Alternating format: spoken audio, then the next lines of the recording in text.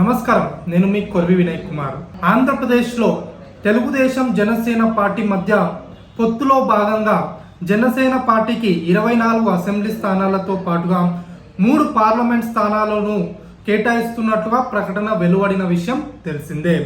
అయితే ఇవి సీట్లు తక్కువనా ఎక్కువనా అనే ఒక చర్చ అనేది అక్కడ జరుగుతూ ఉన్నది. అయితే అది తక్కువనా ఎక్కువనా అనేది మనం ఒకసారి చూద్దాం. నిజానికి జనసేన పార్టీ 2019 ఎన్నికల్లో పోటీ చేసినప్పుడు కేవలం 6 నుంచి 7% మాత్రమే ఓట్ల శాతాన్ని సాధించగలిగింది.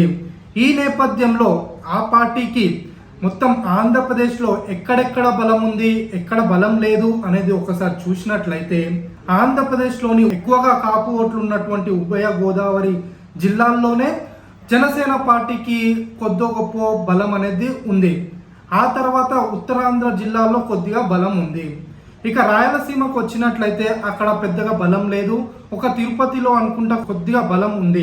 అయితే ఇలాంటి పరిస్థితుల్లో జనసేన పార్టీకి అంతకంటే ఎక్కువ సీట్లను కనుక కేటాయిస్తే మొదటికే మోసం వచ్చే అవకాశాలు కనబడతాయి. కాబట్టి 24 స్థానాలకే జనసేన పార్టీ కన్ఫైన్ అయ్యింది.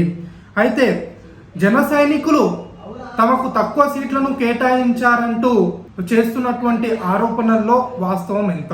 వాళ్ళ బలాన్ని కనుక చూసుకున్నట్లయితే 24 సీట్లు వారికి ఓకే అనిపించినప్పటికీ కూడా జన సైనికుల్లో ఆగ్రహం ఉండడం అది సహజం.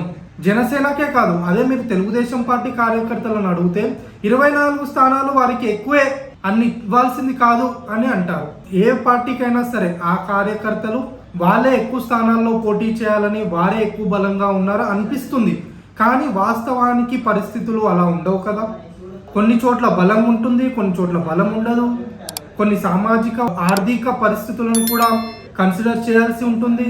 సర్వే ఫలితాలను కూడా చూడాల్సి ఉంటుంది. ఈ నేపథ్యంలో ఇవన్నీ కూడా చూసి పవన్ కళ్యాణ్, చంద్రబాబు నాయుడు ఇద్దరు కూడా అనేక దఫాలు కూర్చొని వీటిని వర్కౌట్ చేసి ఎవరు ఎన్ని స్థానాల్లో పోటీ చేయాలి, ఎక్కడ పోటీ చేయాలి అనేది నిర్ణయించడం జరిగింది. ఏదో కార్యకర్తలు చెప్పినంత మాత్రాన ఎక్కువ స్థానాలు తీసుకొని నష్టపోయేది ఎవరు?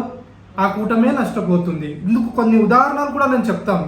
2009లో అనుకుంటాం తెలుగుదేశం పార్టీతో టీఆర్ఎస్ పార్టీ, సిపిఐ, సిపిఎం పొత్తు పెట్టుకున్నాయి. అప్పుడు టీఆర్ఎస్ పార్టీ దాదాపు 46 నుంచి 50 స్థానాల్లో పోటీ చేసి కేవలం 11 సీట్లు మాత్రమే గెలిచింది. దీంతో కాంగ్రెస్ పార్టీ అధికారంలోకి వచ్చింది. అయితే ఆ సమయంలో తమ బలాన్ని గుర్తించి టీఆర్ఎస్ పార్టీ కనుక తక్కువ స్థానాల్లో పోటీ చేసి ఎక్కువ స్థానాలను తెలుగుదేశం పార్టీకి కేటాయించి ఉంటే ఆ రోజు తెలుగుదేశం పార్టీ అధికారంలో వచ్చి ఉండేది. అంతేకాకుండా బీహార్లో మొన్న జరిగినటువంటి బీహార్ అసెంబ్లీ ఎన్నికల్లో మహాగఠబంధన్ నుంచి కాంగ్రెస్ పార్టీ తమ బలానికి మించి ఎక్కువ స్థానాల్లో పోటీ చేసి తక్కువ స్థానాల్లో గెలిచింది. దీంతో మహాగఠబంధన్ ప్రభుత్వం ఏర్పడలేదు. అంటే ఇలాంటి ఉదాహరణలు దేశవ్యాప్తంగా అనేకం ఉన్నాయి. కాబట్టి చంద్రబాబు నాయుడు అపరచాణిక్యుడు కనుక జనసేన పార్టీకి తమ బలానికి మించి సీట్లు ఇవ్వకుండా ఆయన 24 సీట్లకు ఒప్పుకున్నట్లుగా అర్థమవుతుంది. అంతేకాకుండా భారతీయ జనతా పార్టీ కూడా ఈ కూటమిలో చేరనుంది. దీంతో వారికి కూడా సీట్లను కేటాయించాల్సిన అవసరం ఉంది. దీనివల్లే పవన్ కళ్యాణ్ కూడా కొద్దిగా తగ్గినట్లు మనకు అర్థమవుతుంది.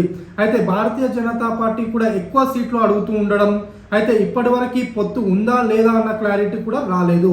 అయితే వారికి 9 అసెంబ్లీ స్థానాలతో పాటుగా 5 పార్లమెంట్ స్థానాలు ఇచ్చేందుకు టీడీపీ సుముఖంగా ఉన్నట్లుగా మనకు అర్థమవుతుంది.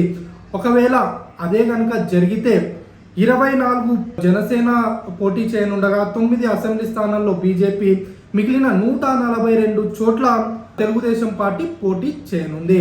అయితే అక్కడ ప్రభుత్వాన్ని ఏర్పాటు చేయాలంటే మ్యాజిక్ ఫిగర్ 88. అంటే ఈ కూటమి 88 సీట్లను సాధించాలి. అయితే 142 చోట్ల పోటీ చేస్తున్నటువంటి టీడీపీ సొంతంగా అంటే 88కి పైగా సీట్లు సాధించే లక్ష్యంతో ముందుకెళ్తా ఉంటుంది. ఒక రాజకీయ పార్టీగా సొంతంగా ఎక్కువ స్థానాలు గెలుచుకోవాలని వాళ్ళు భావిస్తారు. అలా జరగకుండా వాళ్ళు తక్కువ స్థానాల్లోకి పరిమితం అయ్యి జనసేన, బీజేపీ మద్దతు తప్పనిసరి అయినప్పుడు జనసేన, బీజేపీ నుంచి మరిన్ని డిమాండ్లు కూడా వచ్చే అవకాశాలు ఉంటాయి. కనుక ఎక్కువ స్థానాల్లో పోటీ చేసి ఎక్కువ స్థానాలు గెలిచే ఉద్దేశంతో ముందుకెళ్తుంది తెలుగుదేశం పార్టీ. అయితే ఇక్కడ జనసేన పార్టీ 24 స్థానాలలో పోటీ చేస్తున్నప్పటికీ ఎన్ని స్థానాలు గెలుస్తుంది అనేది ఒక చర్చ. అయితే 24 స్థానాల్లో పోటీ చేస్తున్నటువంటి జనసేన పార్టీ ఎక్కువ స్థానాలను గెలుచుకునేందుకు తమ వ్యూహాలను రచించి వాటిని ఇంప్లిమెంట్ చేసి ఎక్కువ స్థానాలు గెలిచేలా చూసుకోవాలి. అలా జరిగినప్పుడు తెలుగుదేశం పార్టీకి తక్కువ స్థానాలు వచ్చినాయి అనుకోండి, కింగ్ మేకర్ అయ్యే అవకాశాలు జనసేన పార్టీకి ఉంటాయి. అప్పుడు మరిన్ని పదవులు వాళ్ళు డిమాండ్ చేసే అవకాశం ఉంటుంది.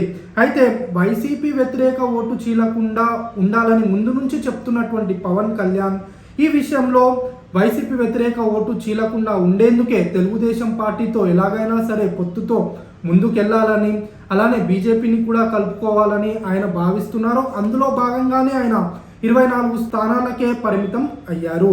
అయితే బీజేపీ, జనసేన అలానే తెలుగుదేశం పార్టీ 3 పార్టీలు కూడా ఎక్కువ స్థానాల్లో గెలిచి తమ ప్రభుత్వాన్ని ఏర్పాటు చేయాలని భావిస్తాయి.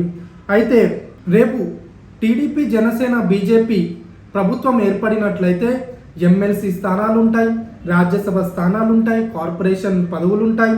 దాంతోపాటు స్థానిక సంస్థల్లో కూడా వారికి అవకాశం కల్పించడానికి ఉంటుంది. కాబట్టి అక్కడ వాళ్ళు ఎక్కువ స్థానాలు తీసుకునే అవకాశం ఉంటుంది కనుక ఈసారి 24 స్థానాలకే వాళ్ళు పరిమితం కావడం జరిగింది. ధన్యవాదాలు.